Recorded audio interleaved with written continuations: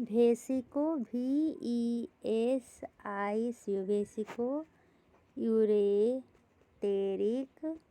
Reflux, जिसको हम short form में VUR कहते हैं। अगर इसका कोई डिफिनीशन पूछे कि ये होता क्या है, तो सिंपल भाषा में कह दीजिएगा retrograde flow of urine into upper urinary track. अब ये रेट्रोग्रेड क्या होता है, जैसे कि आपको पता है ये हमारा किडनी है, ये यूरेटर निकला है किडनी से, ठीक है। फिर ये क्या होता है, यूरिनरी ब्लैडर में जाता है, फिर यूरेथ्रा के तो बाहर निकल जाता है। यही मेनली फ्लो होते हैं। लेकिन अब क्या होगा, कोई प्रॉब्लम हो जाएगा जिसके कारण ये फ्लो नीचे के बजाय ऊपर की ओर जा रहा है, ठीक है। इसी को हम रेट्रोग्रेड फ्लो ऑफ यूरिन कहते हैं। तो इसका डिफिनीशन समझ में आ गया। अब देखिए, ये मेनली एसोसिएटेड होता है, जो अभी थोड़ी देर पहले पढ़े PUG, मतलब कि पेल्विक यूरेथ्रल जंक्शन ऑब्स्ट्रक्शन से भी ये एसोसिएटेड हो सकता है। ये मेल और फीमेल दोनों में इक्वल मात्रा में होता है। इसके 5 ग्रेड होते हैं, सीवियरिटी पे बेस्ड होते हैं। सीवियरिटी मतलब कि ग्रेड 1 में क्या होता है ना, अभी रिफ्लक्स जो है वो नॉन डायलेटेड यूरेटर है, मतलब थोड़ा ऊपर तक ही गया है। ग्रेड 2 में क्या होता है, पेल्विस से कैलिक्स तक जाता है यूरिन, लेकिन अभी भी कोई डायलेशन नहीं है। ग्रेड 3 में माइल्ड टू मॉडरेट डायलेशन देखने को मिलता है, ठीक है। ग्रेड 4 में क्या है, मॉडरेट डायलेशन होता है और इसमें आपको दिखने लगेगा ये टॉर्टुओसिटी। ग्रेड 5 में सीवियर डायलेशन और टॉर्सोलिसिटी देखने को मिलेगा रीनल, पेल्विस, यूरेटर और कैलेक्स में, ठीक है।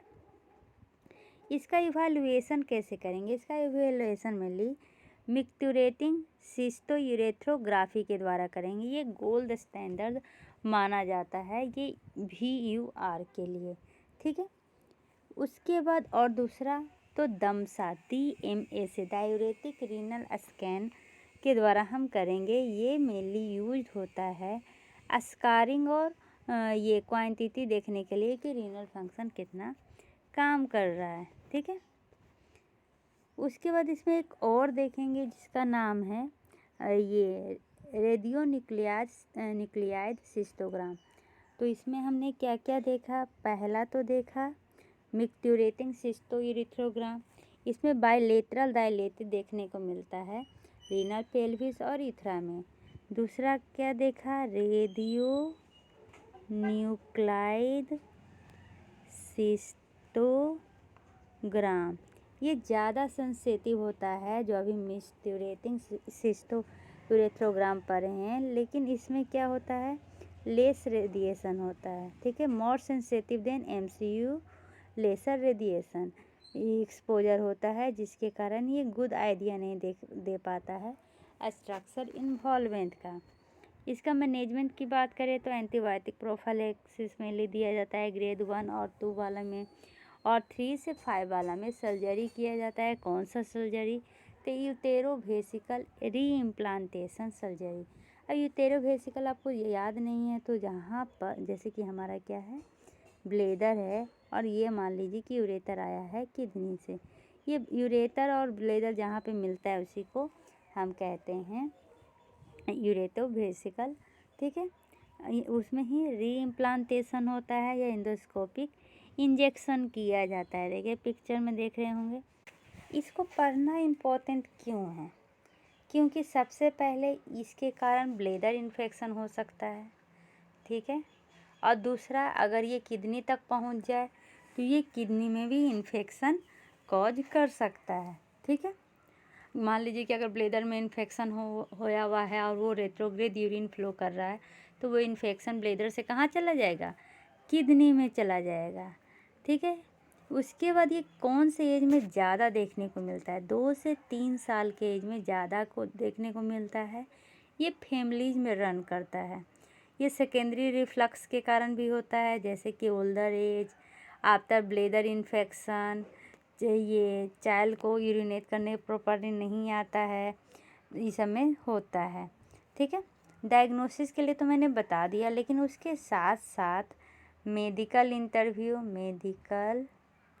इंटरव्यू जिसमें हम हिस्ट्री लेते हैं, फिजिकल एग्जामिनेशन, सिस्टोग्राम, अल्ट्रासाउंड और न्यूक्लियर रीनल स्कैन करते हैं।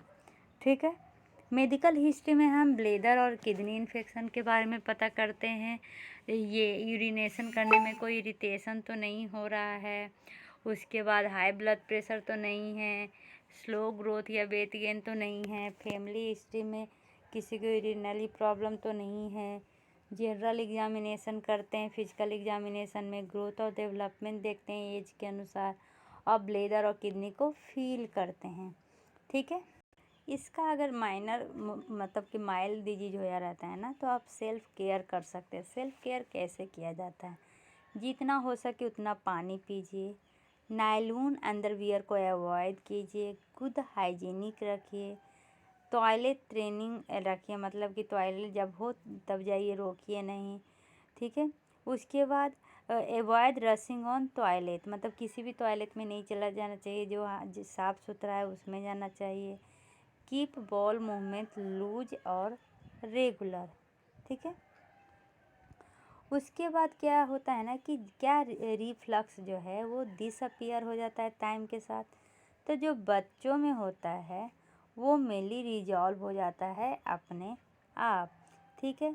तो किसको ऑपरेट करने की ज़रूरत है? तो जिसको हाई ग्रेड VUR होया हुआ है, या बार बार इन्फेक्शन हो रहा है, या जो रिफ्लक्स है टाइम के साथ और ज़्यादा वर्सनिंग हो रहा है, मतलब कि और ज़्यादा हो रहा है। अब इसमें UTI इन्फेक्शन हुआ है तो इसके सिम्टम में क्या क्या दिखेंगे? Unexplained fever, foul smelling urine, pain with urination, frequent और अर्जेंट यूरिनेशन। ठीक है। तो अब एक ओवरव्यू कर लेते हैं। वेसिको यूरेथ्रल रिफ्लक्स एक रेट्रोग्रेड फ्लो होता है यूरिन का, जो यूरिन ब्लैडर से फिर ये ऊपर की ओर जाता है। ठीक है। यूरेथ्रल ऑरिफिस इसमें क्या होता है?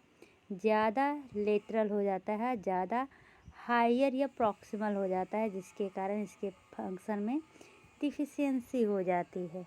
ठीक है। इसके साथ साथ आपको इसके कारण आपको रीनल स्केरिंग, हाइपरटेंशन और रीनल फेल्योर देखने को मिलेगा, जो सेकेंडरी टू पाइलोनेफ्राइटिस है। ठीक है। इसमें दो अप्रोच होते हैं, बॉटम अप अप्रोच या फिर ये टॉप डाउन अप्रोच। तो बॉटम अप अप्रोच क्या होता है? इसमें अभी जो डायग्नोस्टिक अप्रोच है उसको पता कैसे चलता है? तो वो पता चलता है रीनल ब्लैडर अल्ट्रासाउंड के द्वारा। ठीक है। जिसको शॉर्ट फॉर्म में RUS लिखते हैं। दूसरा बॉयलिंग सिस्टो यूरेथ्रोग्राम के द्वारा, या फिर डमसा के द्वारा। तो पता कैसे चलता है? तो देखिए, जिसमें मेनली क्या होगा, बॉटम अप अप्रोच होगा, उसमें ये जो होंगे indication mainly first febrile UTI के साथ होता है। ठीक है। क्या? फर्स्ट फेब्राइल UTI के साथ होता है।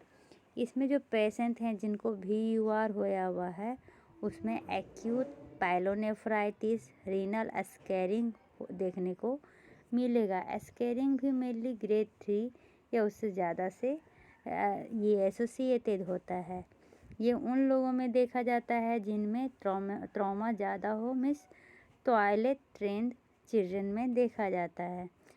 टॉप डाउन अप्रोच इसका ये मेनली इसलिए किया जाता है कि कहीं रीनल पैरेन्काइमा का तो इन्वॉल्वमेंट नहीं हो गया है, और ये मेनली ड्यूरिंग फेब्राइल UTI में किया जाता है, मतलब कि बॉटम वाला किया जाता है फेब्राइल के बाद, और ये वाला किया जाता है जब फीवर होता है उस समय।